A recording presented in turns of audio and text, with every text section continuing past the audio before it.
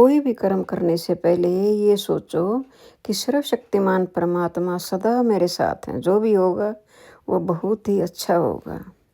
कमज़ोर कोई नहीं होता, मजबूरियाँ कमज़ोर बना देती हैं और घटिया लोग इसका फ़ायदा उठाकर खुद को शेर समझने लगते हैं। घबराना नहीं कभी, क्योंकि सत्य की गाड़ी में बैठोगे तो मुश्किलों के स्टेशन तो आते ही रहेंगे।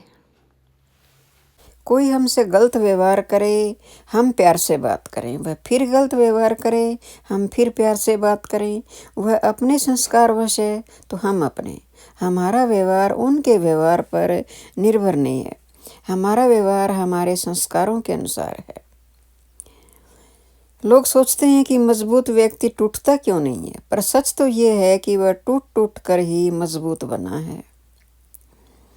यदि जीवन में खुश रहना है तो जिंदगी के फैसले अपनी परिस्थितियों को देखकर लो। दुनिया को देखकर जो फैसले लेते हैं वो सदा दुखी रहते हैं। हे मेरे प्रभु, अगर मैं गलत होने लगूं तो मुझे सुधार देना, अगर खोने लगूं तो मेरा मार्गदर्शन करना, अगर हार मानने लगूं तो मुझे आगे बढ़ने में मदद करना, हर सुख में हर विपत्ति में मेरा साथ देना। माफ़ करना सीखिए, क्योंकि हम भी ईश्वर से यही उम्मीद रखते हैं।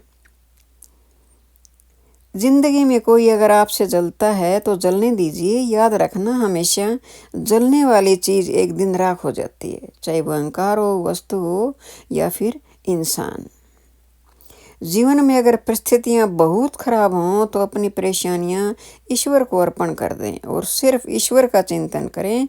विश्वास रखें, ईश्वर सब जानते हैं और सब संभाल लेंगे। जीवन में कई बार हम बड़ी बड़ी परेशानियों से यूं निकल जाते हैं मानो कोई है जो साथ दे रहा है, कोई है जिसका वरदानी हाथ सदैव मेरे सिर पर है। इसी अदृश्य शक्ति का नाम परमात्मा है। याद रखना, उस शख्स को तुम कभी नहीं बदल सकते जिसे कभी खुद के अंदर कोई गलती दिखती नहीं। प्रेम सदा माफ़ी मांगना पसंद करता है और अहंकार सदा माफ़ी सुनना पसंद करता है।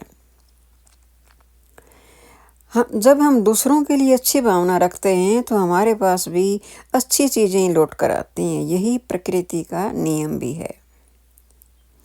श्री कृष्ण कहते हैं कि यदि आप इस बात से दुखी होते हैं कि आपने सबके साथ भला किया, फिर भी आपका अपमान और आलोचना होती है, तो एक बात सदैव स्मरण रखें कि पत्थर हमेशा उसी पेड़ पर मारा जाता है जिस पर फल लगते हैं।